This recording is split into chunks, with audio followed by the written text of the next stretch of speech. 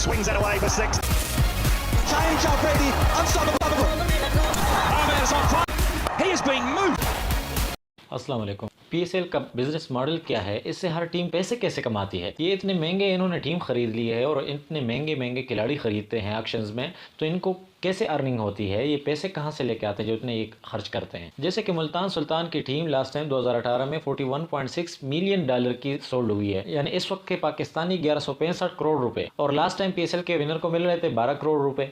तो क्या ये 12 करोड़ रुपए के पीछे 1165 करोड़ रुपए क्यों लगाते हैं, इसकी वजह क्या है और इनके अर्निंग कैसे होती है, इनका बिजनेस मॉडल कैसे काम करता है, आज हम बात करेंगे इस वीडियो में। तो जुड़ी रहिए हमारे साथ वाइज इन्फो के साथ और चैनल को लाइक एंड सब्सक्राइब करें। ये पीएसएल का जो मॉडल है ये मुतासिर है आईपीएल के मॉडल से, क्योंकि आईपीएल की जब कामयाबी हुई उसके बाद ये पीएसएल बाकी लीग शुरू हो गई थी, और इसका मतलब समझने के लिए उसके पीएसएल का जो बिजनेस मॉडल है उसको समझने के लिए हम उसके बेसिक समझना ज़रूरी है कि ये पीएसएल स्टार्ट हुआ था 9 सितंबर 2015 को, ये आगाज़ हुआ था और पीसीबी ने ही ये इवेंट ऑर्गेनाइज़ किया था, और ये स्टार्ट यूनाइटेड अरब इमारात में हुआ था, क्योंकि उस वक्त पाकिस्तान में इंटरनेशनल खिलाड़ी नहीं आते थे और इंटरनेशनल जो बोर्ड्स भी होते थे वो भी अपने खिलाड़ियों को मना करते थे। पीएसएल के शुरू में इसमें सिर्फ 5 टीमें थी और पीसीबी यानी पाकिस्तान क्रिकेट बोर्ड ही इसको ऑर्गेनाइज कर रही थी, तो इसीलिए पीसीबी ही पीएसएल की गवर्नर बॉडी है। और ये जो पीसीबी है ये एक प्राइवेट एंटिटी है और ये इसका गवर्नमेंट के साथ कोई लेना देना नहीं, कोई काम नहीं, लेकिन गवर्नमेंट इसके अंदरूनी मामलात में तो इंटरफेयर ज़रूर करता है, क्योंकि काफ़ी सारे काम पीसीबी गवर्नमेंट के थ्रू ही करवाती है। पीसीबी तो ऑर्गेनाइज करना ये तो काम है पीसीबी का, लेकिन पीसीबी के अलावा इसके मजीद 3 और स्पॉन्सर्स भी हैं।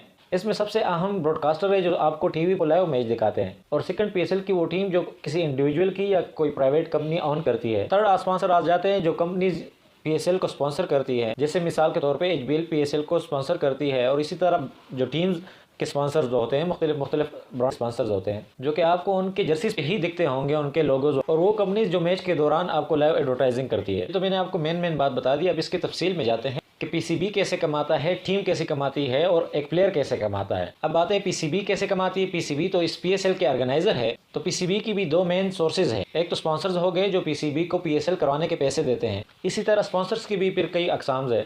एक इसमें है टाइटल स्पॉन्सर, जैसे आप पीएसएल का नाम लेते हैं तो साथ में एचबीएल पीएसएल का नाम जरूर देखते होंगे, तो ये जो एचबीएल है ये टाइटल स्पॉन्सर कहलाते हैं। या आपने जैसे आईपीएल में भी देखा होगा कि टाटा आईपीएल में टाटा और पीएसएल में एचबीएल ये टाइटल स्पॉन्सर है, और ये सबसे महंगा एडवर्टाइजमेंट या ब्रांडिंग यानी स्पॉन्सरशिप होती है। पीसीबी को एचबीएल ने 2016 से लेकर 2018 तक टाइटल स्पॉन्सरशिप के $5 मिलियन दिए थे, जो कि पाकिस्तानी रुपए में वो इस वक्त के कोई 140 करोड़ रुपए बनते हैं। अब 2021 के बाद एचबीएल ने पीसीबी को $14.3 मिलियन दिए हैं जस्ट फॉर पीएसएल से अपना नाम जोड़ने के लिए। इस टाइटल स्पॉन्सरशिप के लिए एचबीएल ने पीसीबी को इस वक्त के कोई 4 अरब रुपए दिए। तो पीसीबी इसी तरह अपने पास इसके 5% प्रॉफिट अपने पास रखती है और 95% प्रॉफिट टीम्स में तकसीम करती है। बाकी होते हैं पीसीबी के ऑफिशियल स्पॉन्सरशिप जो पीसीबी को अलग अलग एडवर्टाइजमेंट के लिए अलग अलग पैसे अमाउंट देते हैं। जैसे आप मैच के दौरान ही काफ़ी सारी एडवर्टाइजमेंट देखते हैं, बाउंड्रीज पे आप स्टिकर्स देखते हैं, ब्रांडिंग्स के लोगोज देखते हैं, या आप स्कोरिंग बोर्ड पे भी मुख्तलिफ एडवर्टाइजिंग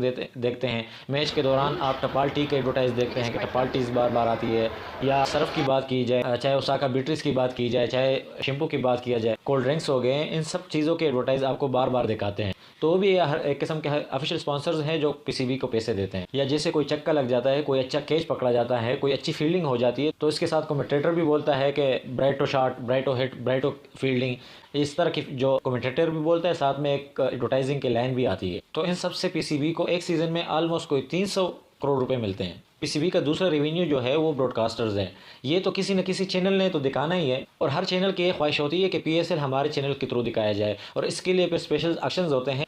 जैसे कि अब 2022-2023 में पीसीबी ने ब्रॉडकास्टिंग के राइट्स 2 चैनल्स को दिए थे। उसमें एक था पीटीवी स्पोर्ट, दूसरा था ए स्पोर्ट्स, जो कि ये राइट्स $24 मिलियन के मद में दिए गए थे, मतलब कि 672 करोड़ रुपए है। यहाँ पे तो सवाल ये बनता है कि ये चैनल्स भी इतने पैसे सिर्फ लगाते ही हैं या ये इससे भी कोई वसूल करते हैं, अपना मुनाफा भी कमाते हैं। तो ये न सिर्फ अपने पैसे वसूल करते हैं बल्कि बहुत अच्छा खासा मुनाफा कमाते हैं। लास्ट पीएसएल में वीएनएल ने सिर्फ 10 सेकंड के एडवर्टाइजमेंट के लिए ओवर के दौरान, मैच के दौरान 15 लाख रुपए चार्ज किए। ये तो वही बात हो गई कि कमाई सोने की और खर्चा लोहे की। ये तो बात हो गई कि पीसीबी पीएसएल से पैसे कैसे कमाती है। अब आते हैं कि टीम कैसे पैसे कमाती है। एक टीम को एक इंडिविजुअल या एक कंपनी ऑन करता है। सबसे पहले तो वो एक टीम खरीदते हैं। जब पीएसएल 2015 में लॉन्च तो उसमें 5 टीम थी, जो कि उसका कुल खर्चा $93 मिलियन था। ये पाकिस्तानी इस वक्त के ऑलमोस्ट 25 अरब रुपए बनते थे। इसमें सबसे महंगी टीम कराची किंग थी जो 26 मिलियन डॉलर पे सोल्ड हुई थी। जब PSL कामयाबी की तरफ गामजन हुआ तो इसमें एक और टीम भी लॉन्च की गई, मुल्तान सुल्तान, और ये इस वक्त के सबसे महंगा तरीन टीम सोल्ड हुई थी 41.6 मिलियन डॉलर यानी 1165 करोड़ रुपए,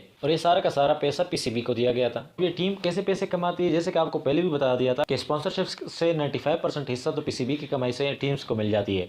दूसरा तो इनके भी अपने स्पॉन्सर्स होते हैं, जैसे कि जर्सी स्पॉन्सर, यानी आपने हेलमेट पे भी उनके लोगोज देखे होंगे, शर्ट के फ्रंट पे, बैक पे मुख्तलिफ लोगोज देखे होंगे। टीम को जो ब्रांड जितना ज़्यादा पैसा देता है तो उनका लोगो उतना फ्रंट पे और उतना साइज़ में बड़ा होता है। और इसके अलावा जब लोग मैच देखने के लिए टिकट खरीदते हैं तो उसका भी 95% इन टीमों को दिया जाता है। और इसके अलावा मर्चेंडाइजिंग जो इनकी कमाई होती है, ये अपने की चेन्स भी बनाते हैं, ये अपनी जर्सीज भी सेल करते हैं, अपने कैप भी सेल करते हैं अपने ब्रांड्स के, यानी पेशावर ज़ल्मी हो गया, कराची किंग्स हो गया, लाहौर कलंदर्स हो गया, उनके कितने ज़्यादा शर्ट्स सेल होती है, इतने उनके नाम के कितने ज़्यादा कैप्स, कितने ज़्यादा शूज़ वगैरह सेल होती है, की चेंज हो गए, हर चीज़ उनके सेल्स हो रही होती है।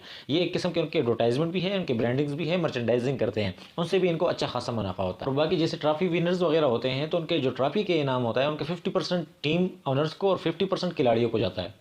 अब अगर हम इसको प्लेयर के पर्सपेक्टिव से देख ले तो इसमें मेन मज़े तो यही प्लेयर की हैं, उसके सिर्फ मज़े ही मज़े हैं। जैसे उनको सैलरीज तो अलग मिलती है, मैच विनिंग के हाफ पैसे भी उनको मिलते हैं, और मेन उनकी जो ब्रांड वैल्यू है वो भी बढ़ रही होती है। और फिर जो PSL के एक्शंस होते हैं उनके 5 मुख्तलिफ कैटेगरीज हैं। Number 1 platinum, second diamond, number 3 gold, 4 silver, 5 emerging. Platinum सबसे टॉप की कैटेगरी है जिसमें बाबर आजम, शाहीन अफरीदी जैसे खिलाड़ी आते हैं। इन प्लाटीनियम के खिलाड़ियों को लास्ट टाइम पाकिस्तानी को ऑलमोस्ट 3 करोड़ रुपए मिले थे। बाकी इसी तरह से नीचे के कैटेगरीज भी आती है। और अगर टीम के पर्सपेक्टिव से देख ले तो ये इतने मोटिवेट क्यों होते हैं जीतने के लिए। फॉर एग्जांपल मुल्तान सुल्तान ने 1165 करोड़ रुपए के टीम खरीदी है तो उसने सिर्फ 12 करोड़ रुपए या ट्रॉफी कमाने के लिए नहीं किए थे। 1165 करोड़ रुपए आप खर्च करके 12 करोड़ जीत जाए तो उसका क्या करोगे? वो क्यों? वो इसलिए कि वो इनकी ब्रांड वैल्यू बढ़ती है। ब्रांड वैल्यू बढ़ेगी तो एडवर्टाइजिंग के रेट बढ़ेंगे, क्योंकि इससे पब्लिसिटी बढ़ेगी, इसके साथ उनकी मर्चेंडाइजिंग भी बढ़ेगी, लोग ज्यादा देखने के लिए आएंगे तो व्यूअरशिप आएगी, तो उससे और मजीद स्पॉन्सरशिप आएंगे, क्योंकि brand value is more than price value. और इन टीम्स की ब्रांड वैल्यू एक और तरीके से भी बढ़ती है, जब ये एक खिलाड़ी एक स्टार्स को अपने टीम में शामिल करते हैं तो उससे भी इनकी ब्रांड वैल्यू बढ़ती है।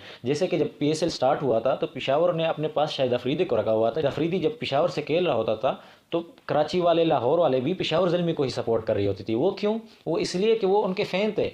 और इस मामले में पेशावर ज़ल्मी की जो स्ट्रेटजीज़ है, जो ब्रांड वैल्यू की, वो सबसे आगे हैं, क्योंकि शाहिद अफरीदी इस वक्त खुद एक स्टार था। अब अगर देख ले तो उनके पास अब बाबर आजम है, उससे और बेहतर ज़्यादा ब्रांडिंग हो रही है पूरे पाकिस्तान में, उसके बहुत ज़्यादा फैंस हैं। तो इससे इनके जो ब्रांड वैल्यू होती है वो बढ़ती है, और ये जो ब्रांड वैल्यू बढ़ती है तो इससे इनके बहुत ज़्यादा अर्निंग और कमाई होती है। होपफुली आप तो ये समझ गए होंगे कि ये जितना शो करते हैं तो इसके पीछे इससे भी ज़्यादा बड़ा लॉजिक और सोच होती है। अगर आप यहाँ तक आए तो यकीन आपको वीडियो अच्छी लगी तो लाइक और चैनल को सब्सक्राइब ज़रूर करें, ताकि हमें भी मोटिवेशन मिले और आपको ऐसे मज़ीद बेहतर इंफॉर्मेटिव वीडियोज़ मिल सके। अल्लाह हाफिज़।